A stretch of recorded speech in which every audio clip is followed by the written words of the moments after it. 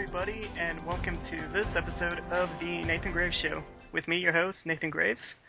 And it's been a while since I've done this, but it is the first episode of the year, and I plan to make it special because I have with me uh, a creator of hilarious Dota 2 videos and some of the most informative Dota 2 guides I've ever seen. It's PyrionFlax. Hello. Hello. By the way, your name is Nathan Graves 989, just to be precise enough about that. I don't think Nathan Graves is grandiose enough. You're the 989th Nathan Graves. Wear that badge with honor. I shall. And PFlex, thank you once again for your time. No problem, sir. Now, for the few people at home watching who don't know who you are, why That's don't a you... lot of people. A lot of people don't know who I am. I'm not famous. I made some Dota vids and some people watch them. That's it. I make Dota 2 videos, I put them on YouTube. That's it. They're stupid hand drawn MS Paint. It really is MS Paint. No, I don't draw them in crayon and scan them in or anything clever like that. I draw them in MS Paint with my mouse, and that's what they look like. Now, what inspired you to create your guides for Dota 2? Um, Inspiration is a pretty grand word. I honestly, I played Eve for many years, Eve Online, and I played it for like 3 years. And I was in a corp, and it was a small corp, and or guild, whatever you call it in other games, but they call it in a corp in Eve. And we had like ambitions way above whatever we could ever achieve. But one of the things they said was we need like a propaganda department to recruit people to our corps. So I was like, okay. So they said, well, PFlex, why don't you give it a go? You talk a lot of shit. And I was like, okay. So I made a couple of videos, and then they were sort of fairly well received. So they were using something called, God, what is it called? Extra normal, I think it was called. You could animate. There was like some set figures. I don't know if you ever remember. You'll see videos of it all the time. Basically, they have fixed animations and figures, and you can set the camera angle, and it renders a little movie for you. And you write the script, and it does one of those text to voice things. And so there was some comedy in that. And I thought this is funny, but I thought actually, there's no spaceships in this, and I need to do one about Eve just as a general video. I don't know. I just did one for a laugh, but I couldn't find anything to animate, and I didn't have any fancy software or one of those pens or a scanner, so I just thought, fuck it, I'll just do it in Paint. And I searched for free Movie Maker, and I realized I already had one installed, Windows Live Movie Maker, which is a complete piece of shit, but that's what I used. And so I just put them all together, and it's actually still my most watched video, the Eve one. It's like, even then, it's only 200,000 views or something, but it's sort of, that's been around for ages, and a lot of Eve players know that video. And so I stopped playing Eve, and the time went past, and I didn't really do anything else. And then I started playing Dota again, and I was immediately struck by the comedy in the game. Like, I've had some games which have been absolutely horrendous, and everybody's screaming at each other. I thought, this is just brilliant. Like, there's so much material here, and there's so many heroes. So once I'd done the guide to Dota 2, I thought, what should I do next? And I thought, well, shit, there's like a billion heroes. I could do a guide about every single one. So that was really it. What's the process that you go through with creating a guide? It's extremely painful and tedious, and a lot of the time is spent me sitting around and agonizing about which hero to do next, and listening to people say, like, I get so many emails from people saying, you've got to do a Crystal Maiden video, she's my favorite hero. I'm like, okay, she may be your favorite hero, but I've never played her, or I played her once. There's nothing funny about Crystal Maiden. Like the people that I've chosen so far, the heroes I've chosen so far to do videos about, there is something about them that's funny. It's either a video where I can be angry about the hero, or I just find them amusing. Like, Undying, he's like a 10-foot zombie. There's so much stuff there. But like Visage, I mean, what the hell could you do a video about Visage? TA, she's boring. She's just a good hero, just boring. So some of them are quite tough. I need to find the humor there, which is why it's taken some time. Actually, I've been playing the game really seriously lately with this. There's a UK Dota in-house league that I play in, and they play really high level, for me, games. So I have to really concentrate, and it's not funny when you really have to concentrate. So I'm trying to get back into what's funny about Dota, but the more you play it, the more you become obsessed with the game and less amused by it, if you know what I mean. But by the way, that's my dishwasher making noises. If you can hear gurgling sounds, I'm not in the bathroom or anything like that. That's good to know. But if you had to explain Dota 2 to somebody, how would you explain it? Wow. This is funny because none of my friends or family play games at all. Like all the people I play games with are all online. So whenever anybody asks me, um, how's it going? I'll be like, oh yeah, I'm doing okay. I got a YouTube channel, having fun with that. Oh really? Well, what are you doing there? Oh, I do videos about games. Oh, what games? I play games. Dota 2. I've never heard of it. What is it? I was like, well, it's kind of like team-based. Oh, like Call of Duty? No, no, no. It's nothing like Call of Duty. It's kind of like a real-time strategy, and they're like their eyes just glaze over. So it's tough to explain because I had never played for one of a better word, what do they call it, a MOBA or something? Even though I think that's a dumb name. I'd never played a game like it. I'd never played Hon. I played LOL twice, and I was drunk and just not paying attention. My friend was like, "We should play LOL," and I thought this is terrible. So we stopped playing that, and I thought nothing more of that whole genre until my friend said, "Look, I can give you a beta invite for Dota 2. You're not playing anything else at the moment. Give it a go." So I played it, and there's so much to it. It's so different from just a regular strategy game. Like I've gone and played other strategy games, so I wouldn't even call it a real-time strategy game. There's too much to it. You've got to work with your team so much. It's unbelievable. I'd say for me, it's the pinnacle of multiplayer gaming. Genuinely, I've never played a game like it that I get so much satisfaction from. So I just think it I it is its own genre. You can't describe. It's like with a first-person shooter, you can say you walk around, you shoot people from your perspective. That's it. From Dota 2, it's like, well, you're kind of top down, controlling a hero, but you've got all these spells and you cast them and you try and defeat the other guys. Like, there's no quick summary because there's so much to it. So yeah, it's tough to describe. Now, who are some of your favorite heroes to play? Oh, everybody knows Sand King is my ultimate favorite. I love that guy. I love Enigma. I love Magnus. I go for all the big because I've got a big mouth. I think I go for the hero that goes to the big initiation, the big blink, all that kind of stuff. And everybody's like, I don't know why, but honestly, I don't feel any pressure when I play Dota 2 at all. Like I'll try and focus and I'll concentrate, but if it goes badly, I'm just like, oh well. Like some people I know get absolutely insanely, oh god, I missed. Oh, they beat themselves up about it. They get nervous. I never get nervous ever playing Dota 2. So for me, taking the sort of more, if you fuck it up, everybody's gonna see it kind of hero is just funny. So I don't mind. Like I like taking the heroes that have the big ult. The sort of boring support heroes, I can play those too, but I do get bored, and I end up feeding. So I tend to go for like Sand King, like that, like I was saying, Magnus, people like that. I really want to start playing Tide, even though I know he's fallen out of favor a bit, but I really want to play him. I also really love playing the Nyx Assassin. He's a lot of fun. I've been playing him a bit too. Lich, I tried playing him again the other day, and I played like 120 games as Lich or something stupid like that. So he's one of those heroes that I just know him, everything about him, the range and the cooldown. So it's just like driving a car that you're really familiar with. So even though I haven't played him in ages, I still knew exactly what to do. I was casting everything on cooldown, everything, but he's just not a great hero. There's not much to him. I think they need to buff him. So Lich would be my favorite if they buffed him a little bit. What about heroes that you just hate? Oh God, what to play or to play against? Either to play or to play against. The ones I hate to play are the ones where, like, here's one the other day. I played Death Prophet. We played all random. I was Death Prophet. I'm sure she's an awesome hero, but I didn't know what the hell to do. Like in the fights, everyone was saying, "Yeah, you're a damage dealer." I was like, "Sweet." So I was like front and center, and they were like, "No, no, no, you got to stand way at the back and like Crypt Swarm and just keep your ult up." I thought, okay. So I was doing that. I was just dying in every single fight, and I thought, damn, like if they just gave me a different hero, I'd be okay. But so the heroes that have a certain they all seem to have this a play style that you need to really get familiar with. You need to play like tons of games with that hero to really get the idea of where you should be. Like with Axe and Skeleton King, you just stand at the front and hit stuff. It's easy. Like those are the heroes you can just give to anybody and say, all you do is cast this on people and then hit them. Done. But when you give me a more tricky hero that requires a bit of nuance, or you just need to know where to stand or your exact role, I sort of go to bits. So the more complicated heroes, the ones with like Invoker, forget about it. Just 2 minutes, too many buttons, too much complication. The spells. Why did you go exhort Voker when they've got a Leshrac or whatever? I don't even know if that's the right thing to say. But so for me, the heroes that are really complicated, I still struggle to understand. I still need someone there to tell me why this spell was wrong or that spell was wrong. So yeah, any of the more complicated heroes I hate. Any of the simpler heroes I love. So we can't expect you to play somebody like Meepo in the future.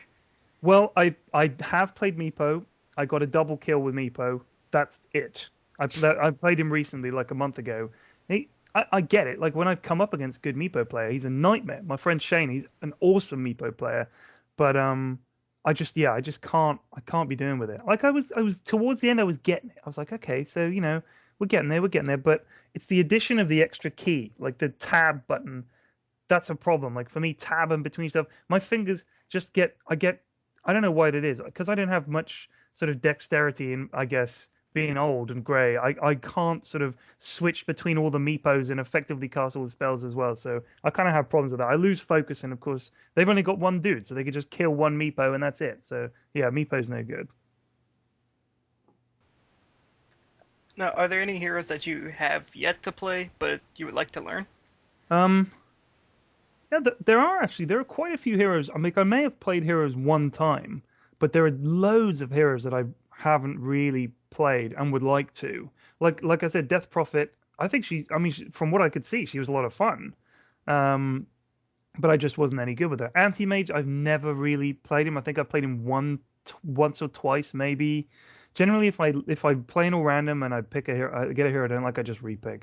But I mean, there are loads of heroes out there that I look at and I think, wow, that guy like Weaver. I see a good Weaver player. Like Weaver's a prime example. You see someone who's really good with Weaver, and it's an absolute nightmare. The other team basically can't deal with this guy. He's dodging everything. You can't kill him. He's all over the place. He's pushing here, there, and everywhere. Whereas I would play Weaver and just completely fuck it up. But it's good to see the potential there. Like maybe one day I could pick Weaver and play as Weaver. So yeah, heroes like that have a really, really big impact on the game. I'd love to play them. But yeah, I really haven't. I don't think I've ever played Weaver actually. God, there's a ton of heroes I haven't played. I need to bring up a list of them. Let's have a look. Now look at the full hero list. God, there's so bloody many. I've only played Tide. He's Tide Hunter's on my least played list, which is just crazy because I mean, you'd think I would play him, but yeah, I hardly ever have. Only played Tiny a few times. I think I played Lifestealer once. I played Clockwork maybe once. Night Stalker once. God, I played Lycantrip the other day. That was horrible. I've hardly ever played Wisp. Hardly played Centaur, and I was playing the other day, and everybody was like, "Dude, Centaur is exactly your type of hero. You should really play him." Timbersaw, never played him. Yeah, there's a ton. Mirana, I've never ever played Mirana to the best of my knowledge. So yeah, there are a ton of them left to play. Now, stepping aside from Dota 2 just for a little bit, let's Sure. talk about other video games. Other video games, okay. Now, what's the first video game that you remember playing? It would have been on the Atari 2600 VCS, which was the wooden paneled one. And I think we bought it in about 1983, and we got it home, and it had a kind of version of Galaxians or Galaga. So it was a sort of Space Invaders style game where the things come down the screen and you are basically a ship at the bottom. That was one of the first games I remember playing because that was the first like we actually owned the console, and that kind of blew me away. But I mean, I grew up in the sort of the 80s era of the arcade was the giants that they still do games of, like Donkey Kong, Pac-Man, Mario. These were all huge, huge games then, and they're still. I mean, if a new Donkey Kong game came out now, it would still do well. So that's the era I came from, was those kind of arcade games. So the complexity of something like Dota 2 just blows me away. You think about Pac-Man, and don't even. I mean, there's a great film called Fistful of Quarters about a guy who tries to break the record for the highest Donkey Kong score in the world. Really, really good sort of documentary. They follow him around for a year or two. He builds a Donkey Kong cabinet in his garage to practice, and he is brilliant. He's like brilliant, brilliant. When it comes to learning stuff, so he just conquers the game, and there's a huge amount to it. It's one of the hardest games ever made. I had no idea, but most people will never get past the second or third screen, and there's dozens and dozens of screens, and there's all these routes through every single level and stuff like that. So those are the games that I remember is playing those. Like I was no good at them, but I remember being in the arcade and that sense of watching people be good at a game sort of live, and that's the right. People go nuts at the international and play and live events like that. It's because you get to go and watch the guys actually play the game, and you're watching them live play it. There is something exciting to that. Everyone plays games online now, so to me, being there live and seeing these people actually play the game, that has a real nostalgia for me. So yeah, the first game would have been whatever the Galaxians or Galaga port to the Atari 2600 VCS would have been. What is your favorite video game of all time? Football Manager. Football Manager. It's a soccer management game. I gotta say, I mean, I love Dota 2, but I know that a game will come along that will replace Dota 2 in my life at some point. I mean, it won't be the game that I just play until the day I die. There will be iterations of Football Manager forever. I can't imagine them not doing it. And I will always buy and play that game. I bought it back in the mid 90s when they first started, like 95, I think it was, a 90 it Championship Manager 95. And I bought it this year in 2013. So they're getting close to having released 20 years of this game, and I've bought every single edition of that game. So without question, hands down, it has to be classed as my favorite game of all time. Not gonna lie, I wasn't expecting an answer like that. Yeah, I mean, honestly, when I was at university in the sort of late 90s, my friends and I was the only one in the house who had a computer. This was before people had laptops and lots of computers and things. And, if you wanted a computer, you had to go use one at the library and everything. So I had one because my father-in-law gave us one. My girlfriend at the time is now my wife, and she gave us a computer. And of course, we didn't work on it. We just installed Football Manager on it, and we played it. And I 10% of my waking life for the next 7 or 8 years. That's university time, and when I was first starting to live away from home, where 10% of my waking time was spent playing Football Manager over the course of like 7 or 8 years. That's days and months of your life on a game. It's like nothing else. It's obsessive. So yeah, I mean, myself and my friends, even my friends who don't play video games, those are the games they play. They play Football Manager. Do you also play console games, or are you strictly a PC guy? Oh, big PC gamer. The main thing for me has always been with console games is there's never the same depth to them. You can't like the if I want to look up something about how to beat the game, or I want to talk to somebody, I want to check my email, I've got to go to my computer to do it, and I can't use the TV at the same time as playing the console games. So I don't know. For me, console games, like I love sports games on the console. That's where they excel. Like I hardly ever play single player games. I played Grand Theft Auto. I love those games. But I've never played like a shooter on a console. Like I never liked Halo, Call of Duty, all that stuff. Never didn't like any of that because I hate like Golden. Everyone says, "Oh, GoldenEye was the best shooter of all time." No way, man. I mean, if that was all you were playing, but if you were playing PC shooters at the time, you were playing Doom and you were playing Quake, and they're far better games than GoldenEye. I mean, the environment was better, the controls were better. It was far more skillful. So yeah, for me, it's always been about PC games. Consoles, I played FIFA and Pro Evolution Soccer, all the Madden games, some baseball games, like sport games, but just because you can sit next to your opponent on a sofa and play games. But no, I don't have any real affection for console games. I used to love Mario on the NES and the Super NES, but or the NES as they call it in America. But yeah. Now, where did the name PyrionFlax come from?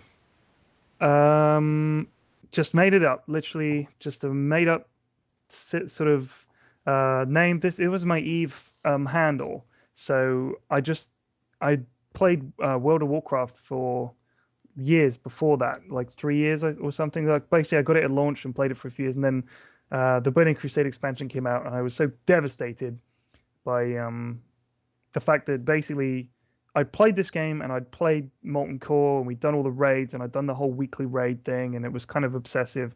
Um, and then I went across the bridge into the Burning Crusade and I killed like a couple of pigs, and one of them dropped a piece of chest armor that was stronger than the stuff I'd got, like grinding. So I was like, what the hell is the point in this game if they're just going to give you, like, oh, you got 10 more levels now and all your items are going to be better. So all that time you spent, you know what I mean? That was kind of, so that was crushing. And I sort of couldn't find a game and I found Eve And I thought, right, I'm really going to make a go with this. I'm going to come up with a name, and I spent ages on the dude's portrait, and I was racking my brain for a name, and I'd played under different names on World of Warcraft, but I couldn't think of a good one. But one of my heroes in World of Warcraft was called Flax. Like part of his name had Flax. And for some reason, I really liked the sound of that word as the ending to a sort of name. And when I go and being really nerdy, when I was back in school, I used to play Dungeons and Dragons a lot. And one of the things I'd come up with, because as I was dungeon master in a sort of campaign, was this thing called the Wall of the Pyrion, and it was basically exactly like the wall in Game of Thrones, but way before I read Game of Thrones. It was just a coincidence. The idea of a big wall that keeps bad guys out. It's pretty simple. And so that was it. And I don't know why that name stuck in my mind. And now, subsequently, whatever, 15 years later, I thought, well, yeah, Pyrion's a decent sounding name, and Flax needs to be his last name, and that was that. So it was really just a stupid made up name. It doesn't mean anything, doesn't have its origin in anything. It's nothing to do with anything, really. Now, does Mrs. Flax know about the videos that you do online? She does. She's a very tolerant woman, and she is sort of. I think she's amused by it all. Like she watches them all. She never tells me I loved your so and so vid, but she does like the rap ones. But she doesn't know anything about Dota 2. She doesn't play games. She was bitching to me today about her. She goes, "Oh, my win rate is fucked." I was like, "What on?" It was like, "Oh, solitaire." I was like, "Oh man!" Like she just plays solitaire on the iPad. Like that's the kind of extent of gaming. She doesn't really like games much. She does Sudoku. She does things like that. So yeah, she's not into games at all. So when she watches the vids, all the references go way over her head because she has no idea about the game. Um, the in-game footage means nothing to her. She sort of watched some of the Alan Wake video that I did, but again, she's just kind of bored by it. So no, she's not. She's not interested in my vids at all. But she gets it. She likes that it's sort of I'm not just playing games now. I'm kind of doing some stuff with playing games. So I think she kind of likes that. Otherwise, essentially, I'm just sat here playing games instead of spending time with her. But she's cool. And speaking of, what do you think of Alan Wake? What do I think of it? You know, I mean, I loved it's by Remedy, right? And they did the Max Payne games, right? And I loved the Max Payne games. And the hard-boiled kind of bullshit dialogue worked because you're Max Payne and this gruff kind of over-the-top character. You're diving in slow-mo through plate glass windows, so it works. Whereas Alan Wake was meant to be this kind of intelligent, intellectual sort of. I thought it was going to be more of a puzzle game, more of a mystery kind of thing, but it's you've sort of got this weird mix of this character who, right from the get-go, says I'm a writer. And you think that's a really clumsy way to introduce him as a writer. And then all he does is tell you everything that you can see happening anyway. And his writing is awful. Like all the pages that we find are awful. And as the game goes on, it stops taking itself seriously. I guess they just realized, guys, this is we can't take ourselves too seriously. So it's weird because the first two-thirds of the game I found to be really painful, but subsequently coming towards the final chapter, and I'm on the final part. I'm going to do the final part of my playthrough and finish the game. I'm actually really enjoying it. And although Alan Wake is a boring character, it's kind of I quite like the idea of it. And there have been some really good set pieces, and it's been like the quality of the way they've made the game is top notch. Like genuinely, really, really, really well done. There's no bits of it I think are just kind of badly put together. I just think there's a lot of filler. Like there's sequences where you have to get in a car and drive down a hill. And there's no action. There's nothing to dodge. There's nothing to beat. There's nothing to collect. You just drive down a hill. You think, couldn't you have done that in a cutscene? Alan gets in a car, drives down a fucking hill. But so it's kind of full of stuff like that. And the pages, you read these pages, and they're just dreadful, dreadful writing. So in some regard, I find it kind of painful. But towards the end, despite myself, I've also kind of enjoyed it. But I'm pretty sure it wasn't the game they intended to make, given the amount of time they spent in it and how much hoo-ha there was about it in the first place. So disappointing, I'd say, but still kind of enjoyable. I don't know if you figured it out yet, but those pile of cans that are just randomly around in the game, those are considered collectibles. What the coffee stuff? The coffee stuff and the tin can pyramids that are just laying around randomly. Oh, because I just shot them just to see if I could. How do you mean they're collectibles? What are you meant to do with them? Like Like you're just supposed to like shoot them, knock them over, and I think there's an achievement tied to it. I don't remember entirely. You know what? The whole achievements thing, I honestly, I don't really get people who go back and say, "Yeah, I'm just grinding so and so to get the achievement." It's like, what are you wait? What are you wasting your time for with it? Who cares about an achievement? Fuck achievements. Like, if I get one, I just think, why is this thing popping up on the screen to tell me, "Congratulations, you've defeated 6 out of 57 dog men in this game"? It's like, I don't care. Just achievements mean nothing to me unless it's a game I absolutely love. I'm going to be honest, the achievements in Football Manager, I actually do want to get them because some of them are awesome. But yeah, I guess I kind of get it. But some of them, for some games, I just think, holy crap, that is really dragging the bottom of the barrel to find something to consider an achievement about this game. I'm looking forward to Dota 2 achievements. I genuinely hope there's good Dota 2 achievements because I will achieve the hell out of them. Now, I'm gonna do something that I've never done on the show before. Just a little bit of word association. So, Okay. I'm just going to name either a hero or somebody tied to Dota 2, and you just give me your thoughts on them. Oh God. Okay. All right, let's start with how about LD? Just one word, or can I tell you about them? Either one word or a phrase. Okay. Um, Wow. I mean, honestly, I couldn't even just put it in a sentence. Like LD's been an incredible help to me. So I'm just really grateful to the fact that, yeah, that he's just been like really, really, really good to me. And he like a year ago when he first got in touch with me to say he liked my videos, he was just working on Dota commentaries. He wasn't like a big caster or anything. He was just starting out, and he was really trying to get up there. And he's done incredibly well. And despite all that, he still finds time to cast games with PFlax. So I'm extremely grateful, and he's a really cool guy. Jakiro. Underrated. I was in a game the other day. People were like, "Don't take Jakiro. He's rubbish now." I was like, "Fuck you. He's awesome." And the guy who picked Jakiro proceeded to own everybody and win us the game basically. So yeah, Jakiro is awesome. I need to do a Jakiro video. Phantom Lancer. Next question. Faceless Void. Next question. How about Tusk? Oh, God.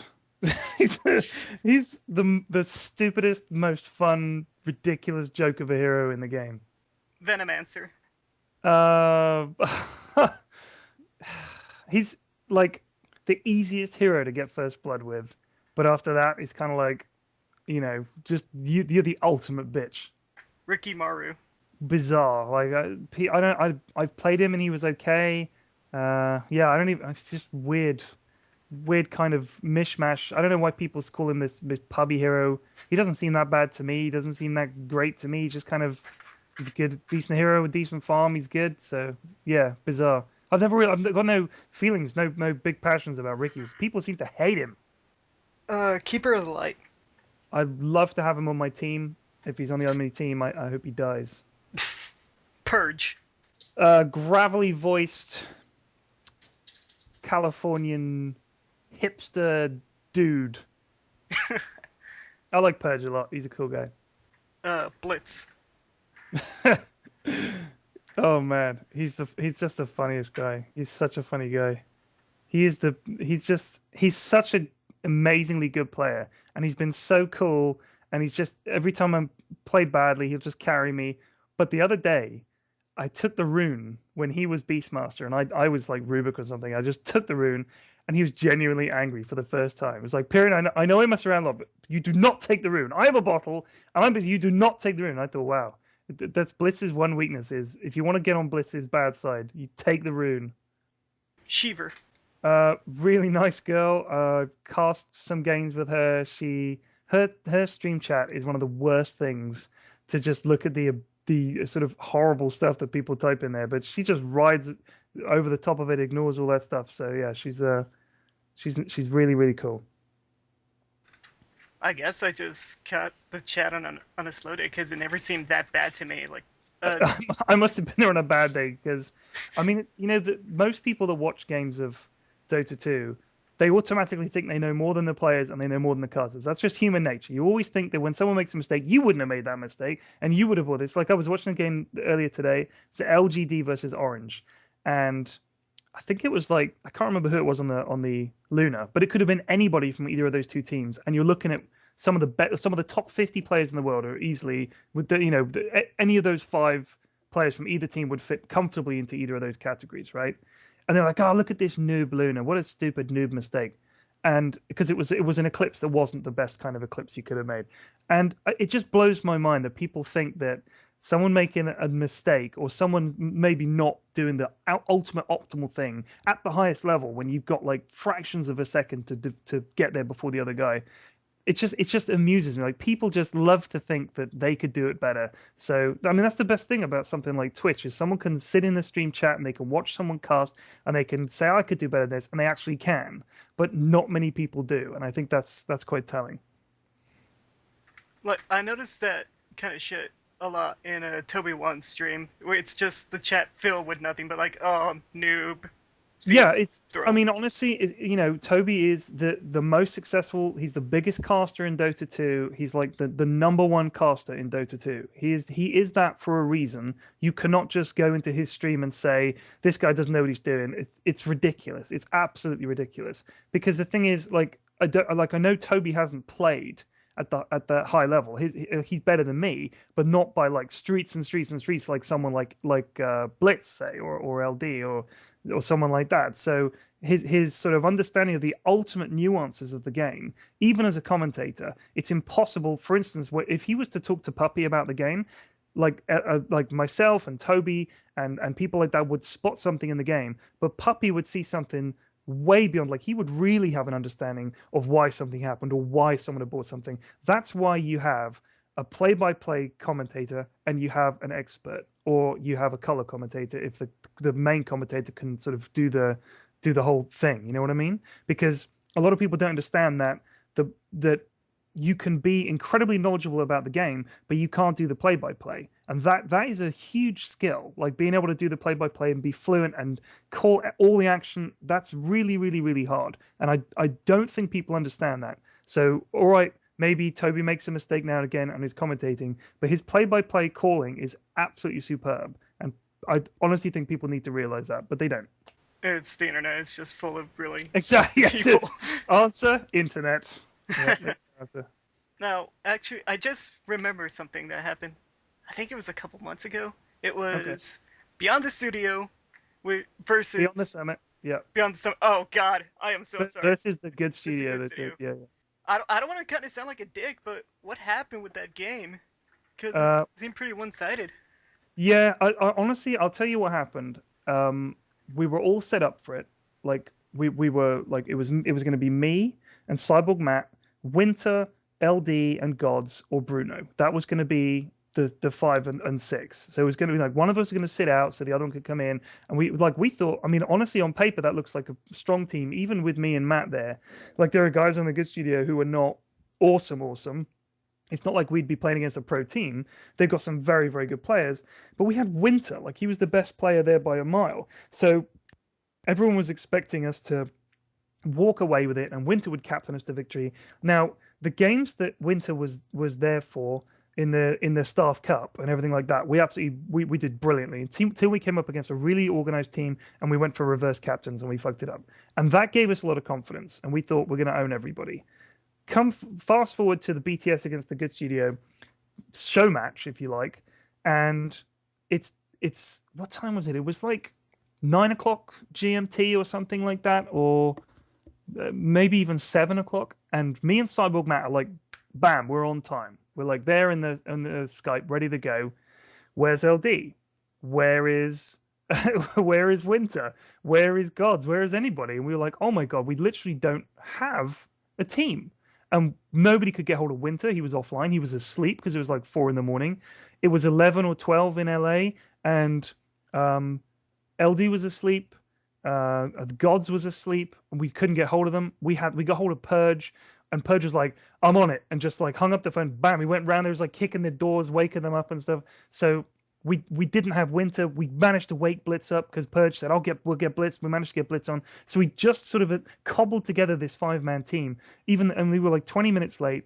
And then we couldn't get a keyboard set up, and LD was playing on Purge's keyboard. These are all excuses, but the facts are that our star player Winter wasn't there. Bruno had abandoned us for the good studios, and he would have been a great player to have on that team. And we just couldn't carry it. We couldn't. We had players who literally had just been pushed out of bed, and they kind of blew it. But yeah, it happens. You know, we're gonna have another one. Like we're all talking in Skype about a rematch because I honestly I felt like me and Matt were kind of like, man, we were ready to roll. Like we really thought we could do it. And then half our team they'd been up casting for like 13 hours, and I think some of them had like 2 or 3 hours sleep. So I mean, James will be like, oh yeah, yeah, excuses, excuses. But honestly, I think if everyone was awake and fresh and ready to go, it would be a much better game. So you believe next time you face a good city, you'll no doubt win. I'm not gonna be as ballsy as to say that we'll win because they do still have very good players, and my team basically has to carry me or else make me sit on the sidelines, which would be kind of mean. But yeah, I don't think we'll win, but it should be a much closer game. If Winter turns up, then I think we'll win. Now, say 10 years from now or so, your kids find out about your past videos. Yeah. How do you think they would react? And do you think that they'll have a future in casting? Well, I've got two girls, and one of them is 4, and one of them is 1 and a bit. So I don't think that they'll. She loves games. My eldest, she loves games. Her favorite game is Plants vs Zombies. She plays all kinds of games on her iPad, and she's got a DS. She plays on all those, even at this young age. I mean, her control of it is brilliant. Like she's done things on the iPad. Like she's added menu bars and things. I'm like, where the hell did this functionality? I didn't even know this existed. And she, oh yeah, yeah, like she knows the passcode to unlock it and everything. So she's way ahead of where I was at that age. Like I was still just playing on the Atari. So she's light years ahead. Whether she'll be casting, I don't think so, because I don't think she's going to be that into games. But maybe. But when it comes to my videos, I don't know what they'll make of them. I think, like, if you look back at something your parents had done that was kind of as deliberately sort of stupid and goofy as my videos, then maybe you'll kind of look at them kindly, but I don't know. Maybe she'll just be humiliated by them and embarrassed, and yeah, who knows? I'll be interested to see what her take on it is. Like she draws a lot. She really draws a lot, and her drawing is really good. Like she draws like a kid who's much older than she is. So she loves to watch me draw them. Like some of the bits I don't let her watch me draw because they're kind of gory or they've got tits in them or something. But when it like she loves sitting with me and she'll draw like Skeleton King and stuff, and so yeah, I mean that side of it I think she'll really like, and hopefully it'll give her some sort of fond memories of drawing with me while I did the vids. But as for the actual content, I don't think it'll mean anything to them. They'll all be living on the moon by then, and having sex with aliens and things. It's like 20 years from now. So 20 years we'll be living on the moon and having sex with Absolutely, aliens. absolutely. That's what I was told when I was a kid. So you got to tell these kids the same thing. You got to give them the hope that it's okay. We'll escape this death hole of a planet, and we'll be living on Alpha Centauri, and everything will be perfect. So, I mean, I remember, you look at textbooks from back in the when I was at school, we still had textbooks that were like, the shitty old textbook, and they're like a vision of the future, and everybody's got a flying car. There's like tubes vacuum sucking people all over the city and everything, like all that stuff. They really thought, yeah, yeah, well, of course, that we've seen massive progress in these 50 years. So in the next 50 years, well, we'll be living on the moon. And of course, it doesn't work like that. So, but I don't think we should tell kids that. We should. It's like telling kids there's no Santa. You can't tell them we'll never live on the moon. You got to tell them we're definitely going to live on the moon. Wait, there's no Santa? Sorry, dude. I'm sorry. Actually, this is a bad one. Now, if my kids can't watch this video until they're 18, and then they can accept there's no Santa, I'm sure. Well, my life's just been shattered, so let's move on to the next question, shall we? International. International Yeah. 3 is happening this year. Yeah. Can we expect PFlax at the International? Because I might be going, and it'd be really cool to see one of my favorite Dota personalities. I sincerely hope so. It's a possibility, of course, that the fact that people are suggesting that I might go means that I might go. So there is a possibility. I sincerely hope so. I know that one step towards that is the esports league finals in Poland in like 3 weeks' time in Katowice, or however you pronounce it. It's like near Krakow in Poland. I'm going to that. Like I'm going out there.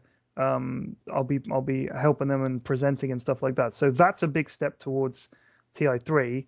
Because like Toby's going to be casting there, and Kawa is going to be casting with him, and there's like a Navi, no Tidehunter, they're going to be playing there. So if I can go to that and do well there, then maybe I'll get a gig at TI3. I certainly hope so.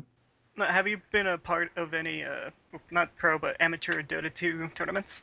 Yeah, I haven't played in them, but I went to the Dota Talk LAN in London about 2 months ago, and I there's a video on my channel of me interviewing all the players and stuff like that. That was a lot of fun.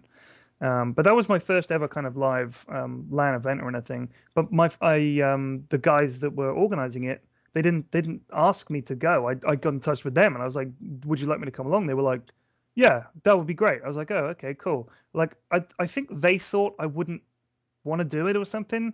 But I don't know why they thought that. It was like it was, obvious that I live in London. Of course I'm going to go. So I went along and I said, look, my friend's a cameraman.